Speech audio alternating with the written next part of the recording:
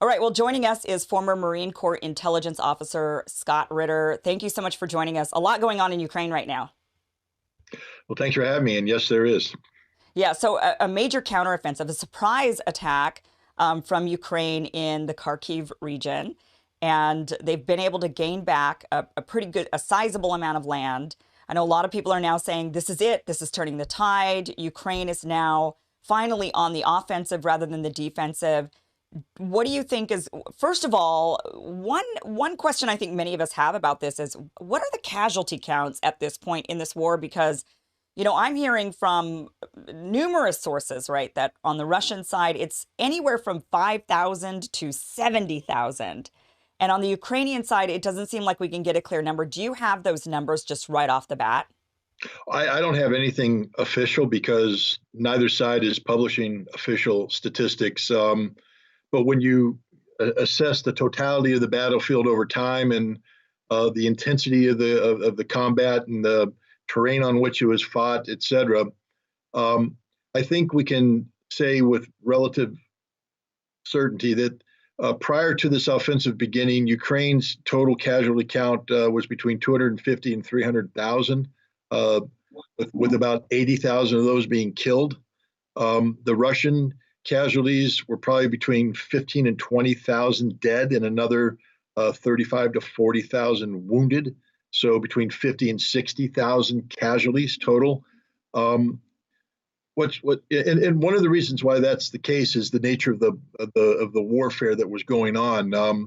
Most of these casualties took place once Russia transformed into its phase two operations. The meat grinder, I call it, that took place in eastern Ukraine and as they liberated Lugansk and Donetsk from Ukrainians will say occupied. I'm trying to be impartial here. So as territory was acquired, the way the Russians sort of perfected a military algorithm, an approach that maximized Ukrainian casualties, minimized Russian losses, but it was also a very slow advance, just pounding away with 10-to-1 artillery superiority in terms of rounds fired. Russians are firing 60,000 rounds a day. The Ukrainians might respond with 6,000. That's just an unsustainable ratio of death and destruction. And so Russia was prevailing, grinding these guys down. But the Ukrainians were successful in withdrawing a significant number of combat experienced troops, replacing them with territorial reservists. And one of the reasons why the Ukrainian casualties are so high is that these guys that were holding the lines were untrained, being sacrificed. Basically, Ukraine sacrificed bodies to buy time to build up this 30,000 to 50,000 strong reserve that they used in this the most recent counterattack. So I think that answers the question on the casualties. Since the offensive came, just so it appears that the Ukrainians have suffered horrific casualties. I mean, they've been successful, and hats off to them. I mean, we can talk about that in a minute. There's no doubt about it that this is a Ukrainian victory. They beat the Russians in the north, in Kharkiv. They didn't beat them in the south. In the south, the Russians got, Russians were on the defensive, the Ukrainians were attacking, and the Russians probably killed around 4, 5, 6,000 Ukrainians with a whole bunch more wounded. It was a devastating defeat for the Ukrainians. You're talking about down in Kherson, in that region? In Kherson, yeah. Yeah. So interestingly, this came up, actually, this has been popping around in the news. Ukrainian official claims Southern offensive was disinformation to distract Russia from the real offensive in Kharkiv. So they're saying that they did it to try to move those Russian troops to the southern region so that they could then do the surprise attack in the Kharkiv region. Yeah, I mean, that's standard military, operational art. It's a diversionary attack, a fixing attack. So you come in with significant forces, you fix the Russians in place, and you cause them to divert reinforcements to deal with this. And when you're dealing with a Russian military that's only committed 200,000 troops on a very extensive, battlefront, once once you commit your reserves, and then the Ukrainians turn around and attack north, there wasn't much left to respond, and those that did respond had to go over, a long. It was a big haul to move from the south to the north. I have every reason to believe the Ukrainians on this one, that what happened in the south was a diversionary or fixing attack, and the main effort was in the north, where they exploited a very thinly held Russian front line, and it's stunning. The front line was held not by military forces, but by militarized police units, people without heavy Right. weaponry, by territorial militias that lack the body armor and the heavy weapons. And Yeah, I read about this. So this wasn't the Russian military that was guarding this area. This was a police force. Can you explain that a little bit better? sure, again, the Russians, they have a limited number of Army battalions, Marine battalions, airborne battalions committed to this fight. And a lot of them are involved in the offensive actions that are ongoing in Donetsk. There's a big battle in a town called Bakhmut, and then a lot of them are involved in the defense of Kherson, which is considered to be far more strategic because it protects the approach to Crimea. So Right. in Kharkiv up north, the Russians seem to have thinned out their lines, and instead of putting these army forces there, they deployed these special police units. They're militarized police. They're very highly trained in counterterrorism, in taking down organized crime and things of this So it's nature. like the SWAT team, is what you're saying. It's So they, basically, it's yeah. basically, you're 100% correct. It's if they took the Los Angeles SWAT team and said, okay, we're now forming you into a provisional battalion and we're sending you to the front line. I mean, these guys are good. They know how to use weapons. They're disciplined. They're brave. They're not soldiers. Some of them might have military experience, but suddenly you've got the Ukrainians come out with a brigade's worth of armor, and it's like that's an unfair fight. Why do you think they did that? I mean, from what we're seeing is that they left behind a lot of artillery. So why wouldn't they put other people in charge of guarding that? It seems like they would have had at least some of their soldiers there to actually guard their weapons depots, but they left it in the hands of a SWAT team. I mean, why do you think they did that? I think two things. One, I believe that the Russians became very complacent because of the successes they were having in the liberation or occupation of the Donbass and the fighting, where they were achieving 10-1, 15-1 kill ratios, which is unheard of in the attack, by the way. Normally, you're going to lose 3-4 guys for every one you kill. Here, they're killing 10 to 15 for every one guy they lose. And I think the Russians just got complacent. They believed that victory was inevitable. The other problem is what I'm calling this the modern day equivalent of the Israeli intelligence failure on the eve of the 1973 Yom Kippur War, where the Israelis failed to take seriously the threat of an Egyptian attack across the Suez Canal. Look, the online social media world was a buzz since May with the Ukrainian buildup of the forces. They were even saying where the forces were located near Kharkiv and such. And so if social media, if the armchair generals are saying, hey, this is something that's about to happen, and they know the units, they know the disposition, they know everything, one would think that the Russians would know that too. But the problem is, I think the Russians suffered an intelligence failure that we're used to here in the United States, where maybe low-level analysts were accurately predicting the threat, but the threat that they were briefing to their bosses was politically inconvenient. Because if you're telling if your bosses are saying, hey, you got to make do with 200,000, we're not giving any more than that. And you're saying, hey, we're going to get attacked here. We need more troops. Boss doesn't want to hear we need more troops. And so middle management would water down the intelligence reports, downplay the threat, overplay the ability of the current force disposition.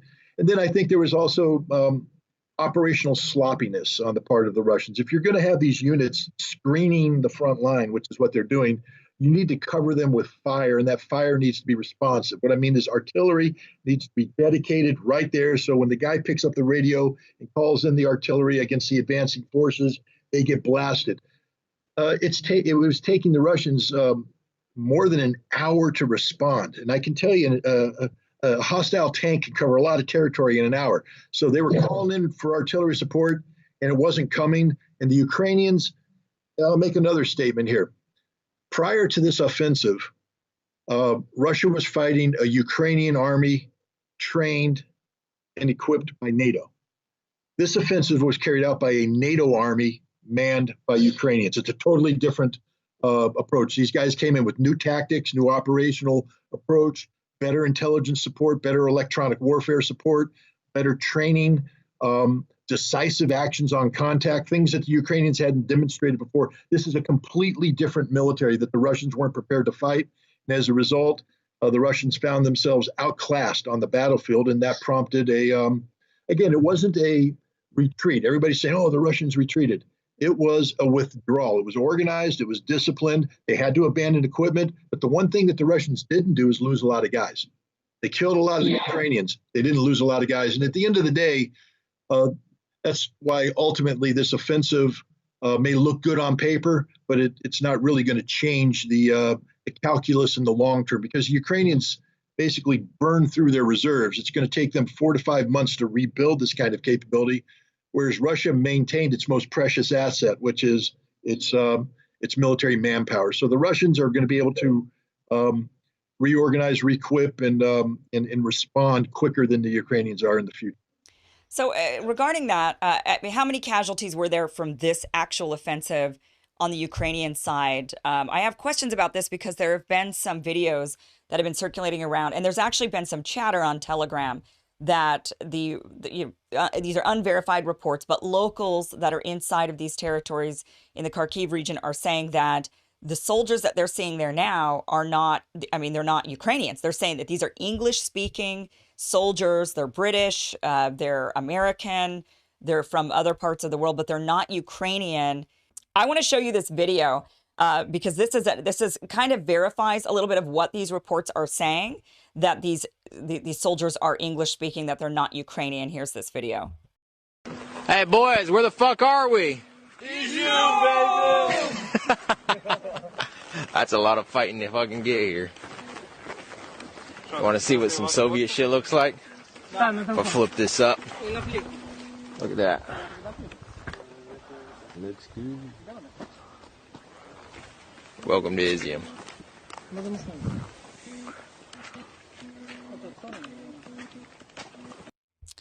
Okay, so this kind of, and people are pointing out that the uniforms of these soldiers are clean. Looks like they weren't necessarily the guys on the front lines. You're saying that there were a lot of Ukrainian casualties. I'm curious if, how many of these foreign fighters are actually there fighting on behalf of Ukraine? Are they putting the Ukrainians up there first as pawns, letting them sacrifice their lives while they then roll in and make TikTok videos? What is going on from your assessment on that? My understanding is, it's probably a combination of the two. This International Legion has had a history of, fighting by TikTok and, to go out and do these propagandistic videos, et cetera. But again, this is why I'm saying something has happened. The International Legion that's there now has been turned into a sort of a commando force. It appears they've received training by both American and British special forces, and particularly the Special Air Service. One of the things they were doing is penetrating the Russian defenses with these, lightly armored columns full of men and machine guns, and just running rampant in the Russian rear at night, running up on a Russian command post or defended ammo depot, and just raking it with machine gun fire, guys dismounting, running forward, slaughtering as many Russians as they could, and then getting back in their vehicles and driving off and doing it again. That's real fighting. That's not fake fighting. They were also involved in several riverine assault operations, going across the river, establishing a beachhead initially so that the Ukrainians could follow through. So I think what we're seeing here is the International Legion in the last 3 to 4 months has been reorganized, re-equipped, remanned. They got rid of a lot of the war tourists that had been attracted initially to this fighting, and they've replaced them with international mercenaries. And that's what they are. These are people. The United States has been involved in what we call foreign internal defense operations, where special forces go around the world and train the militaries of a variety of nations in Africa, Asia, South America, and elsewhere. And we have a database of people whom we've trained, and the CIA maintains contact with them, and they use them for deniable activities around the world. And it appears to me that the United States has drawn upon this resource, brought in a number of these guys, hundreds, thousands of them, and organized, trained, and equipped, and they are a meaningful combat force right now. They're out there doing special reconnaissance. They're out there doing direct action. They're fighting. I don't know about this unit that was in Izzy and what they did and all that. I'm just saying that it appears that this International Legion has been transformed from what was pretty much a joke into a serious component of this new Ukrainian fighting force. What casualties they suffered, I don't know. But understand, this kind of force doesn't defeat a dug-in Russian enemy. These are surprise attacks. These are attacks designed to put the Russians off balance. But the real fighting was being done by Ukrainian armored brigades, mechanized brigades. And when I say real fighting, I think people need to understand that this is real war. This isn't a TV game. This isn't a movie, Hollywood movie. The courage it takes for the Ukrainians to carry out the assaults that they're doing right now is real, because the Russians are good and the Russians are killing them. And these guys are pressing attacks despite casualties. That's a kind of discipline that maybe we haven't seen before in the Ukrainian force. And then the courage of the Russians. Imagine to be this SWAT team, and you've got a couple battalions coming at you of heavy armored people, and you refuse to surrender, to retreat. You fight, you hold them off, you inflict heavy casualties, and then you withdraw in good order, which is exactly what happened. 2 SWAT teams from Bashkiria and from Samara, played a very important role in holding a critical village and breaking up the Ukrainian attack to buy time for other Russian units to retreat in good order. So the courage on both sides cannot be diminished. If you're pro-Russian, yeah, go ahead, salute the Russians all you want, but don't denigrate the Ukrainians. If you're pro-Ukrainian, salute the Ukrainians all you want, but don't denigrate the Russians. There's a lot of courage going on, and this is real war. These are casualties like the world hasn't seen since the Second World War. I mean, this is real fighting. Right. I mean, and then there's people like, I'm not for either side. I don't, I'm not against either, and I'm not for either. I just, I'm against war. I'm against this type of war. And I'm really concerned about where we're going with this. I'm concerned with these foreign fighters that are there that are now, according to CNN, getting 3-year contracts that are being paid by the Ukrainian government, which is getting the money from us. So it's really the United States paying these foreign mercenaries or whoever it is that is being hired to, it is plausible deniability for the United States to say, well, we're not committing any NATO troops. We don't have any troops there, but it's a workaround. It is a workaround. And it's not like the Russians are dumb. I mean, they know that they're fighting a lot of people, probably foreign, or military guys that are now retired, or they've taken a pause and now they're going and fighting for Ukraine. I mean, they can't possibly be that dumb. So, I'm worried that this is going to escalate things, that this escalates and Russia says, look, we know who we're really fighting here. We're fighting Ukraine and we're fighting NATO, and we're going to now make you pay. And this could escalate. From my assessment, I don't see Russia ever backing down. I don't see how they could. And to them, it would be too humiliating. So if anything, if they got really backed into a corner, I worry that they would unleash something really severe. That's my concern. And of course, the concern being all of our money going over there, the concern that if we're backing Russia into a corner, they're not ever going to really truly go away. Even if they get out of Ukraine, they're still right there.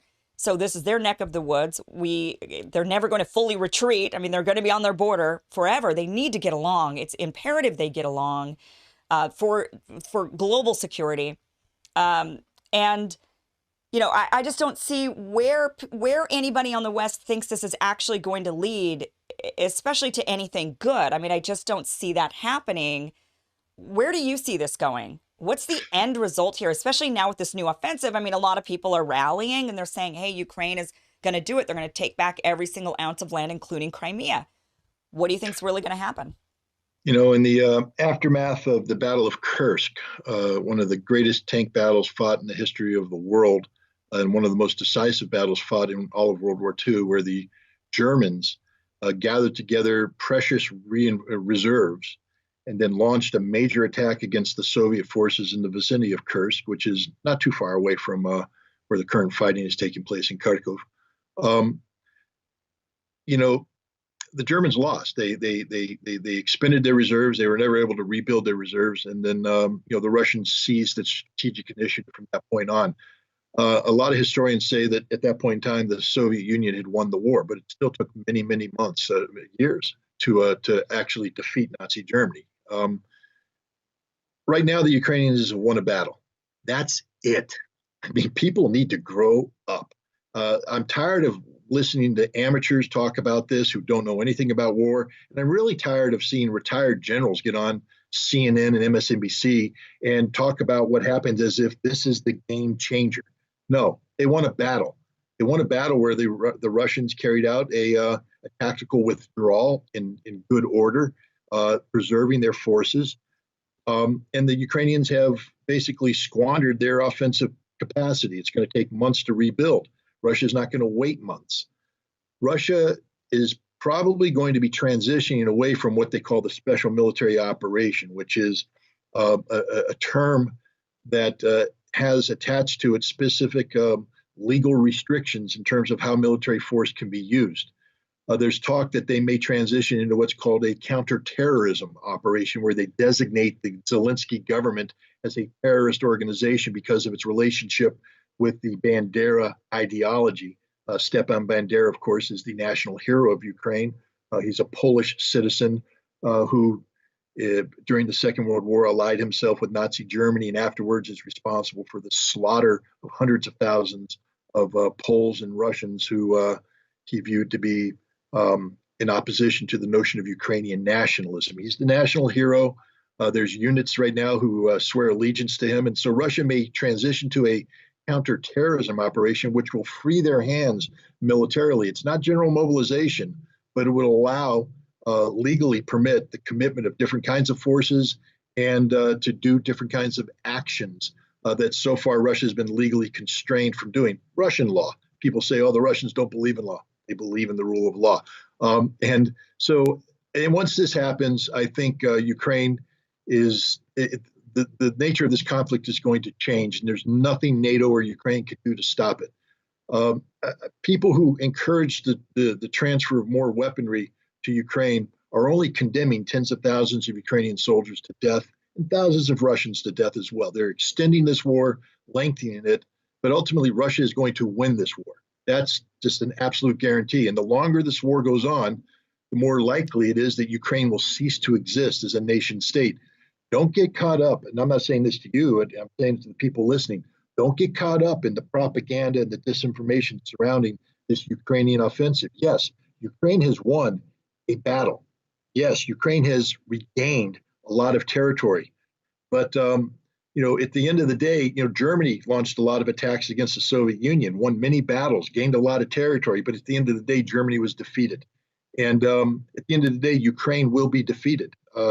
There's no military calculus. There's no military math that anybody can put forward that shows Ukraine being able to defeat Russia. As the Russian president said a little while ago, we haven't even begun.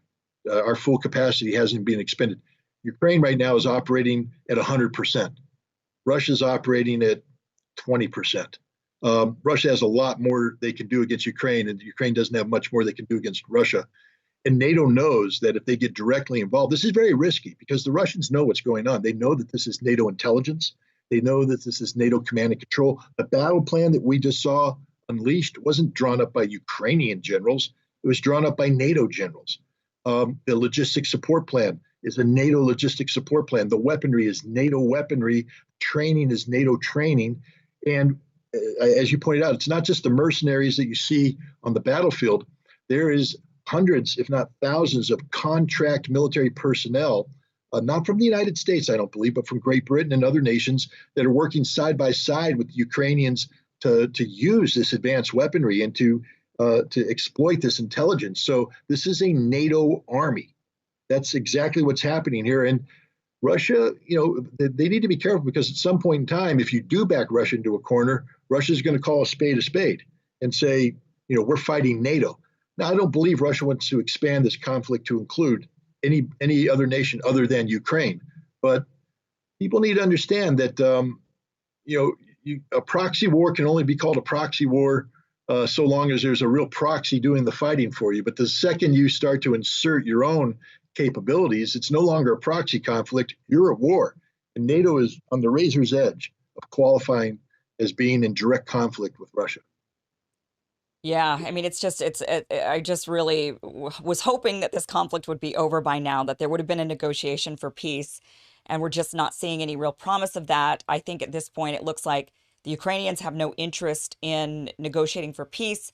The Russians, not really sure, it's clear the Ukrainians don't want to negotiate at all. Well, the Russians have shut the door. The Russians just shut the door. They said there will be no negotiations. That's what people don't understand. The Russians have said, they've never shifted, all objectives will be accomplished. That means demilitarization, denazification, and lately it's been the elimination of the Zelensky regime. Russia hasn't changed any of its objectives, and the Russian government officials have said there will be no negotiation with Ukraine. None. So there's no negotiations on either side. I mean, Ukraine has said the only negotiation we have is you get out completely and out of Crimea, and that's our only negotiation, which is not a negotiation. So it sounds like neither side wants to negotiate. We're going to see how this plays out. It, unfortunately, with thousands and thousands of lives lost. I mean, what is the point of all of this? It just makes me so frustrated with it, trying to understand, trying to wrap my mind around what people actually think is going to be accomplished with Ukraine. Even if they did run the Russians out and they won, what would happen for the average Ukrainian citizen? I don't think their life changes much, whether they're under Western corporations that control their government, like a banana republic, or they're under, Russian oligarchs. I mean, take your pick of which rich person runs your government. I just don't know if there's any real difference for the average Ukrainian. So I don't know why it's about resources. Clearly, there seems to be a war for resources. Russia wants to be in cahoots and control the Ukrainian resources. The West wants to be in cahoots and control the Ukrainian resources. And that seems to be what most wars about. Am I wrong about that? Well, I mean, resources play a role. There's no doubt about it. But I would say that's secondary. This war is about two things. For Russia, this war is about creating the conditions for establishing a new European security framework. This is what Russia insisted on back in December of last year, before this special military operation began. They said, all we need NATO to do is stop expanding. Don't come into Ukraine and withdraw the NATO military technical means back to the 1997 boundaries. That doesn't mean that Poland and the Baltics stop being members of NATO. No, they can stay, Russia said. We just don't want major NATO military infrastructure in Poland or the Baltics. That's too close to our borders. We're not happy about this. And for the United States, frankly speaking, it's about getting rid of Vladimir Putin. I mean, the economic sanctions that we imposed were designed, and the Americans need to wake up to this. They keep saying, okay, you can be against Putin. You can say, I don't like Putin. I disagree with all that. But the sanctions weren't designed to hurt Putin. The sanctions were designed to destroy the Russian economy by destroying the Russian people. Right. It was a declaration of economic war against the Russian people. And, there was a lot of Russians that were against this war, but once they saw the sanctions and realized what was going on, they realized where the enemy was. And the enemy was in the West. These sanctions have failed, and that's the bigger picture here. They failed. They've backfired. And when you take a look at the war in Ukraine, you have to understand that for Russia right now, they're in the catbird seat. You see, it's September now. The weather's pretty good. It's a little warm. October is going to change. November is really going to change. And in December, people are going to start to freeze to death. And not just in Ukraine, but throughout all of Europe. And all this rah-rah enthusiasm for supporting Ukraine is going to diminish as people are fighting for survival. And this is Russia's major counterattack. And I think we're going to see a geopolitical shift in how the world views Ukraine as we enter into 2023. And many of these European politicians who supported these policies will have been removed by their governments collapsing in a sea of revolutionary unrest that's probably going to break out in many nations in Europe. So that's the bigger picture right now. It's more than just a military conflict in Ukraine. This is about geopolitical posturing. This is about economic warfare. This is about what the world's going to look like 5 years from now. Russia and China have united. They're against what they call American hegemony, this rules-based international order that Blinken and Biden are selling. They're against it, and they're winning. Most of the world supports Russia and China. That's what a lot of Americans don't understand. The vast majority of the world supports Russia and China, and they're supporting them in ways that are undermining us. The dollar may not be the supreme currency in the near future. So these are realities that have little to do with the battlefield and everything to do with, the posturing. And the frustrating aspect of it is it didn't have to be this way. Literally, all the United States had to do in December is formally say, Ukraine will never be a member of NATO. And had we said that, this war would not have happened. Scott, well, thank you so much for your analysis on all of this. I really enjoy reading your stuff. Tell everybody where they can find more of your analysis. I post everything on my Telegram page. I've been permanently banned from Twitter for daring challenge the official narrative. So everything goes on Telegram, and it's just simply Scott Ritter on Telegram. Yeah. All right, Scott. Well, thank you so much for joining us. Thanks for having me.